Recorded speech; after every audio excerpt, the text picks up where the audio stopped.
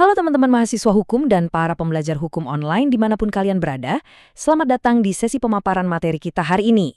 Nah, kali ini kita bakal langsung terjun membedah materi krusial dari hukum perbankan, yaitu tentang rahasia bank dan perlindungan nasabah, spesifiknya soal pengecualian rahasia bank. Oh ya, materi presentasi yang super komprehensif ini disusun langsung oleh Ibu Syarifah Nurisiska, SH.MKN. Jadi, siapkan catatan kalian, karena kita bakal langsung mulai mengeksplorasi aturan main perbankan kita. Yuk kita mulai? Oke, untuk agenda hari ini, kita punya 6 poin utama. Kita mulai dari filosofi kerahasiaan bank, lanjut membedah teori mutlak versus relatif, terus kita bahas 3 pengecualian utamanya, buat kepentingan pajak, peradilan pidana, dan piutang negara. Terakhir, pastinya kita tutup dengan kesimpulan dan daftar pustaka. Sip, kita langsung masuk ke bagian pertama ya, yaitu filosofi kerahasiaan bank. Gini, kalau kita bicara soal bank, semuanya itu murni dibangun di atas satu pondasi, kepercayaan.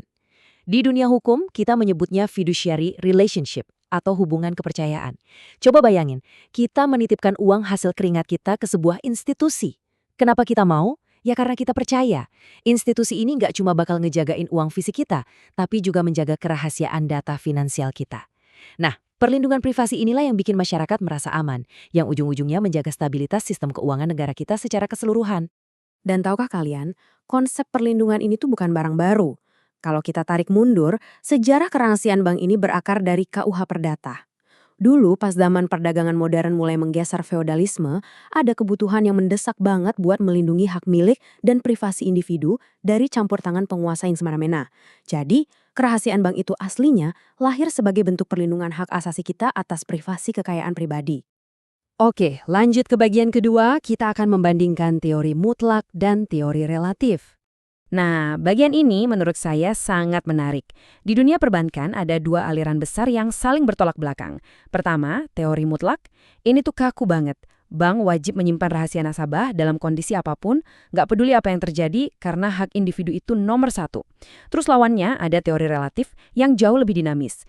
Teori ini bilang, rahasia bank itu bisa kok dibuka asalkan ada kepentingan umum atau kepentingan negara yang sangat mendesak. Dan tebak apa? Sistem hukum positif di Indonesia itu secara tegas menganut teori relatif ini. Biar lebih jelas, mari kita lihat pandangan sarjana hukum kita yang luar biasa, Bapak Munir Fuadi. Beliau ini merumuskan 4 kondisi teoretis yang bisa menjustifikasi dibukanya rahasia bank.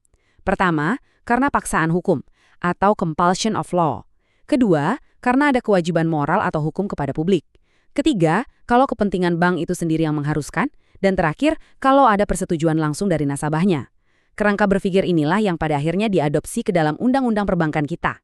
Sekarang kita masuk ke bagian ketiga, yaitu pengecualian hukum yang pertama di Indonesia, kepentingan pajak. Coba kita bedah pasal 41 Undang-Undang Perbankan yang sekarang udah diintegrasikan dan diperkuat di UU P2SK. Di situ jelas dibilang kalau rahasia bank itu bisa diterobos sah demi kepentingan perpajakan. Kenapa bisa gitu?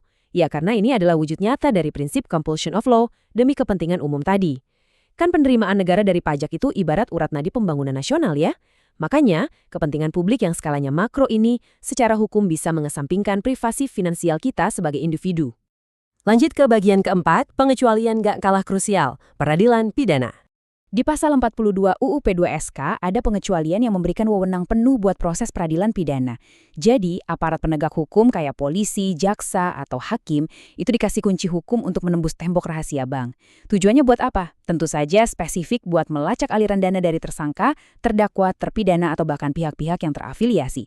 Bayangin aja, tanpa instrumen hukum ini, negara bakal benar-benar buta dan lumpuh menghadapi kejahatan keuangan modern kayak pencucian uang atau korupsi kelas kakap. Tapi, tunggu dulu. Prosedurnya ini sangat ketat ya. Tujuannya biar aparat hukum juga nggak sewenang-wenang. Penyidik nggak bisa tuh asal datang ke bank terus minta cetak rekening koran seseorang. Nggak gitu mainnya. Ada langkah administratif yang rigid. Pertama, wajib ada permohonan tertulis dari pucuk pimpinan, misalnya dari Kapolri atau Jaksa Agung. Terus surat itu harus diserahkan ke OJK. Nah, barulah OJK yang menganalisis dan ngeluarin izin tertulis buat buka rekening itu. Jadi, kepastian hukum dan perlindungan nasabahnya tetap terjaga. Oke, kita sampai di bagian kelima.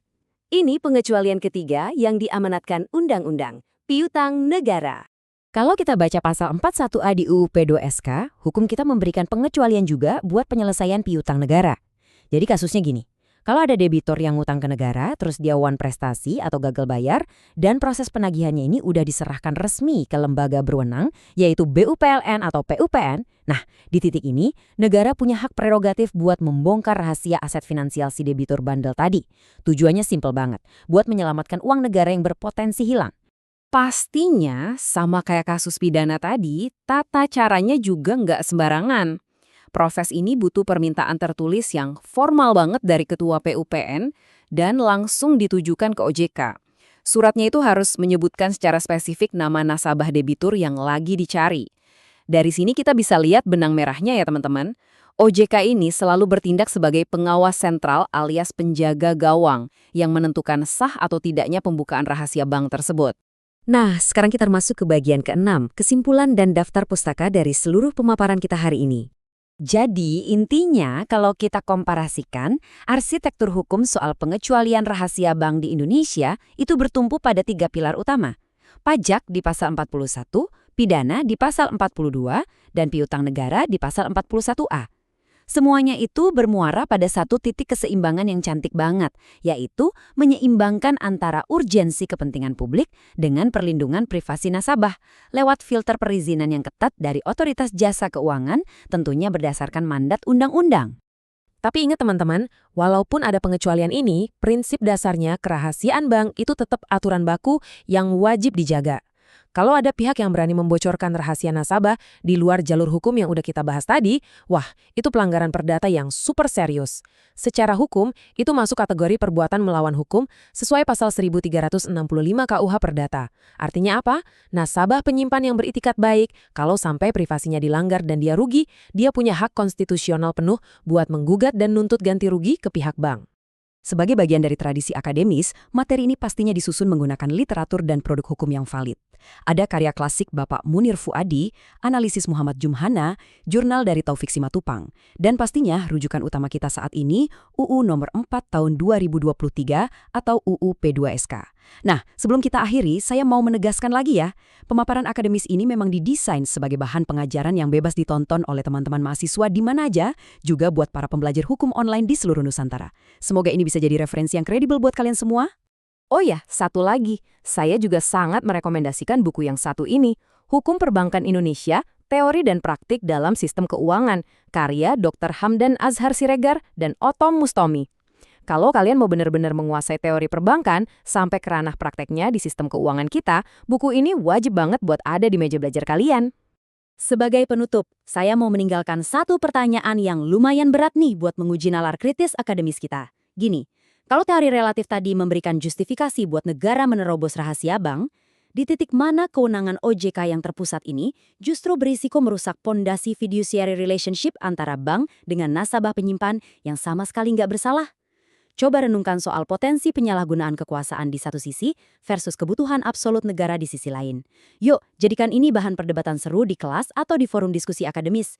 Terima kasih banyak udah ngikutin pemaparan hukum ini dengan antusias, tetap kritis, teruslah membaca, dan sampai jumpa di sesi bedah hukum berikutnya.